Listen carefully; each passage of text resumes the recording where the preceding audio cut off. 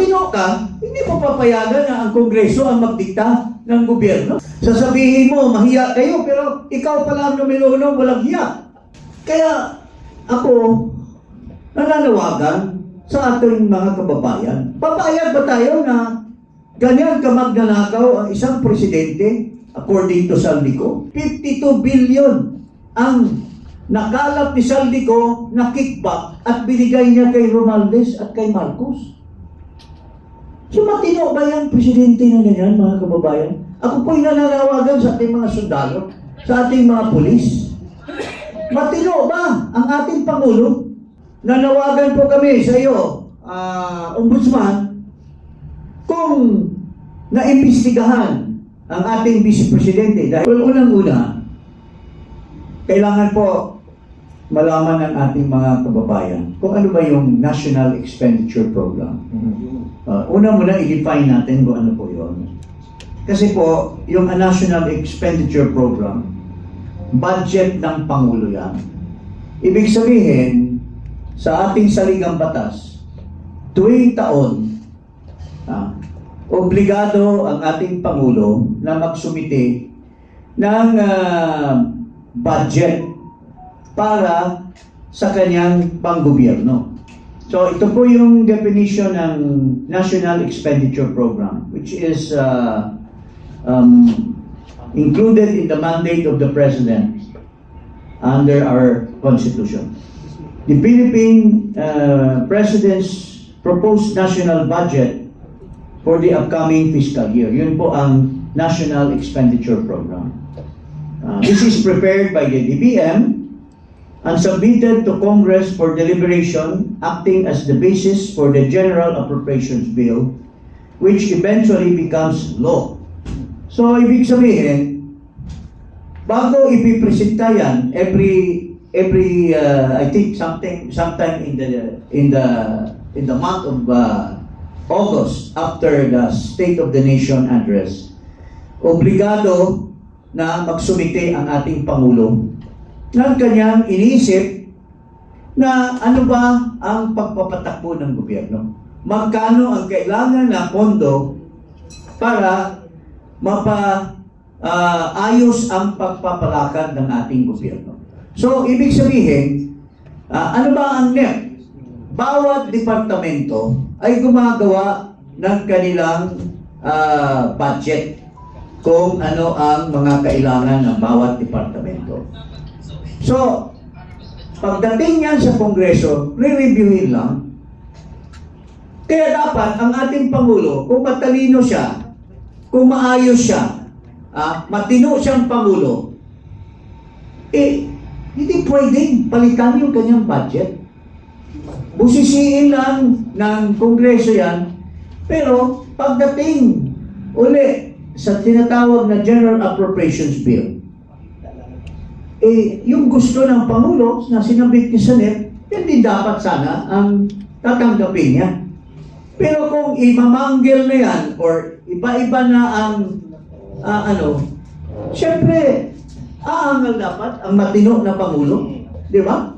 Bakit wala ito? Ito yung, halimbawa, Department of Public Works. Ano ba ang gusto ng Pangulo nung sinabit niya sa NEP? Gusto niya itong ma-address itong mga expenditures na ito na siya yung makapagpabuti sa infrastructure program. Tapos biglang pagdating ng General Appropriations Bill, wala na yung mga gusto niya.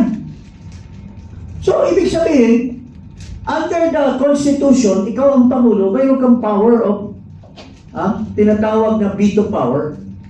Pwede mong harangin yung mga pinaggagawa ng mga congressmen for their own benefit, which is no longer for the benefit of the people in the first place. Kasi ang Pangulo, siya yung naglalatag ng anong maganda para sa taong bayan. Pero pagdating sa kanya, pagbalik nung sinumiti niya, nawala na yung mga gusto niya.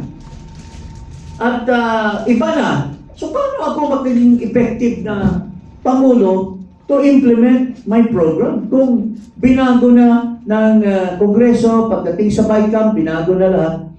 Kaya, kung matino ka, hindi mo papayagan na ang Kongreso ang magdikta ng gobyerno. Pagpalakad ng gobyerno.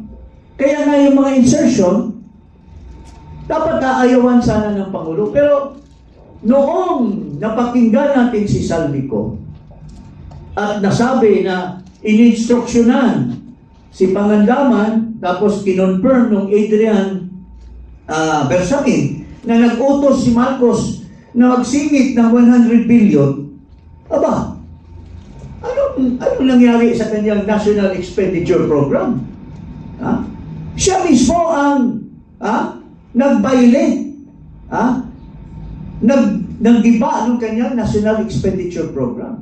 Kaya hindi matino ang gobyerno. Kung ikaw presidente, baguhin mo.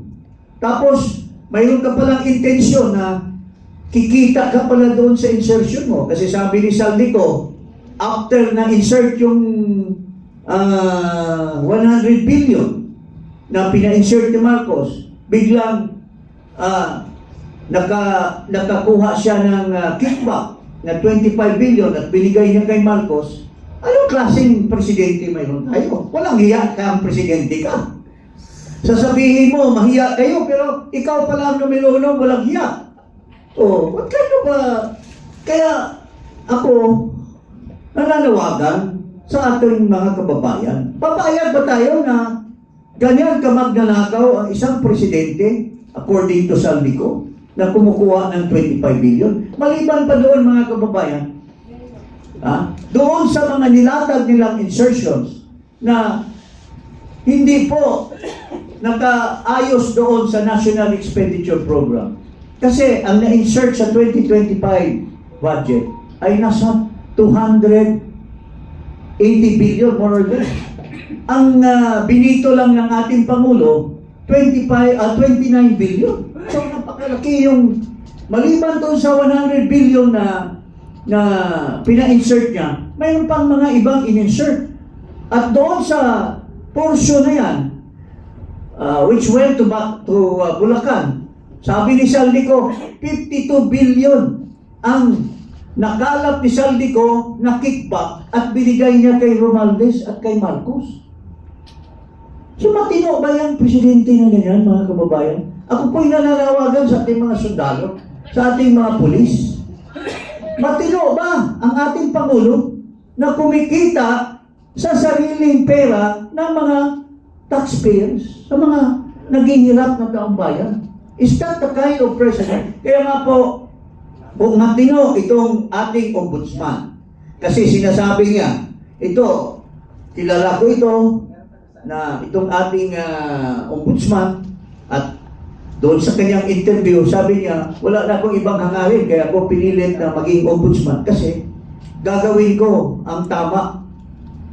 So, nanawagan po kami sa iyo, ombudsman, kung naimbestigahan ang ating vice presidente dahil pinailan nila ng plunder, there is no hindrance for you to investigate the president. He may be immune from suit, but he is not immune from investigation. You should show to the public the accountability of the president. Kasi may nag-akusa sa kanya. Inaakusahan siya ni Saldico na hindi lamang 25 billion at 52 billion ang kinita mo kasi sa 2025 budget lang yan. What about the 2024? What about the 2023? Magkano kinita mo, Mr. Pangulong Marcos?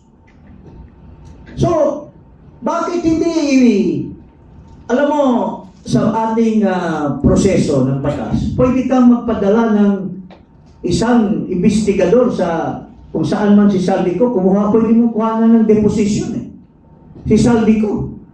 Kung ikaw ay talagang masigasig at gusto mong talagang you go to the bottom of the corruption in the country. Kasi wala nang control over you si Marcos na-appoint ka na. Pareha lang yan sa Supreme Court Once you are appointed, you are no longer within the reach of the appointing authority. You can do your thing for the good of the people.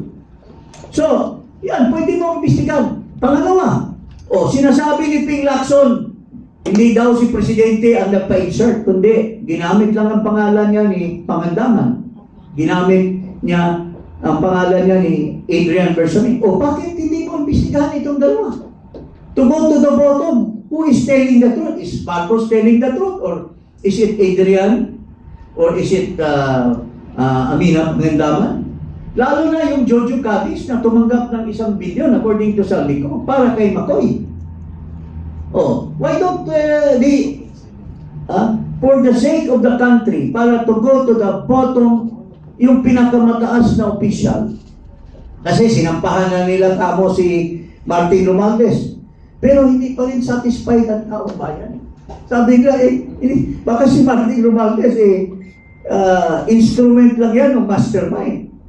O para talagang masabi na may katotohanan yung sinabi ni Marcos na mahiya kayo, dapat clean na clean siya.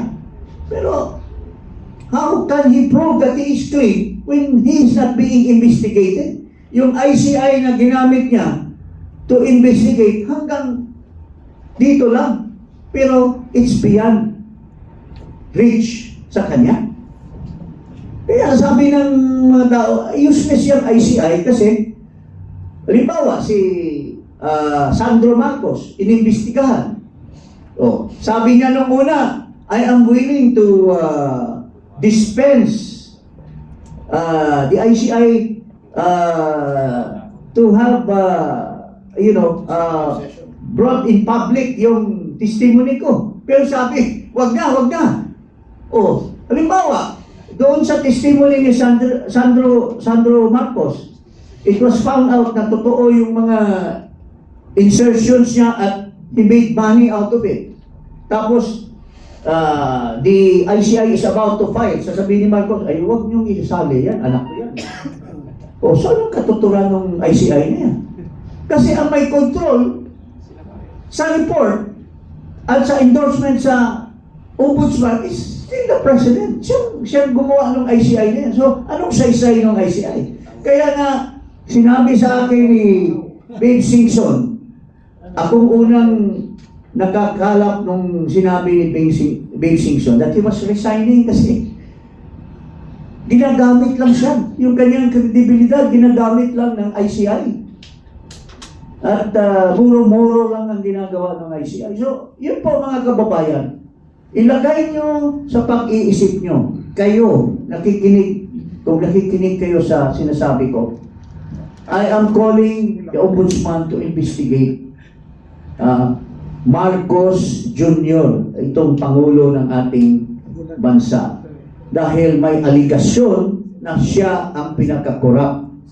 At yan ay upon the personal knowledge of Saldico.